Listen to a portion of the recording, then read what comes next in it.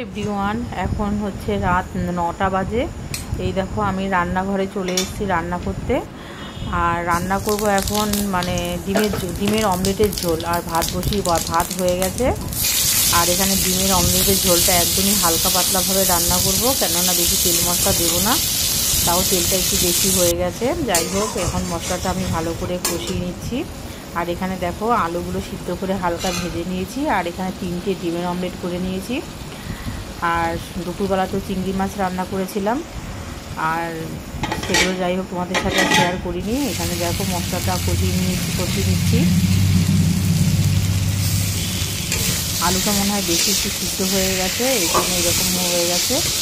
ভাতের মধ্যে সিদ্ধ দিয়ে দিয়েছিলাম, তো রাত্রিবেলায় তো বেশি ঝামেলা করতে ইচ্ছা করে না।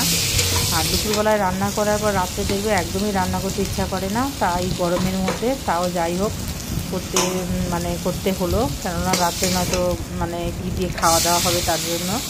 আর দুপুরে ডাল, চিংড়ি মাছ এগুলো রান্না করেছিলাম।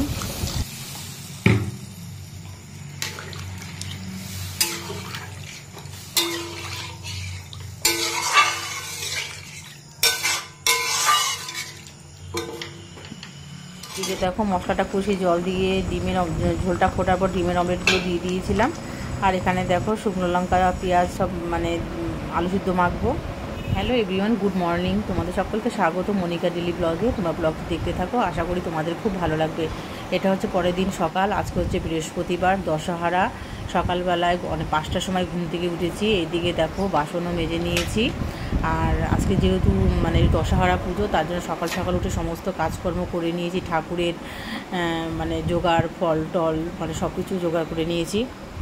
আর এদিকে দেখো জিরে ভেজে গুঁড়ো করে নিয়েছি, কেননা আর এদিকে পনির তরকারিটা রান্না করব। নুন হলুদ মাখিয়ে নিচ্ছি। এদিকে ভাতও হয়ে গেছে। খুব তাড়াতাড়ি করছি, কেননা আজকে পুজো করতে হবে তার জন্য। আর এদিকে তাড়াতাড়ি রান্নাও করতে হবে, যেহেতু অফিসে যাবে, নাহলে রান্না করতে দেরি হয়ে যাবে। এদিকে ডালটা দেখো সোমবার দিয়ে দিয়েছি, ডালটা ফুটেও গেছে। এখন তো আর ডালে ঘি দিইনি, আর কেননা ঘি খাওয়া বারণ। আর এদিকে দেখো পনির তরকারিটাও রান্না করা হয়ে গেছে।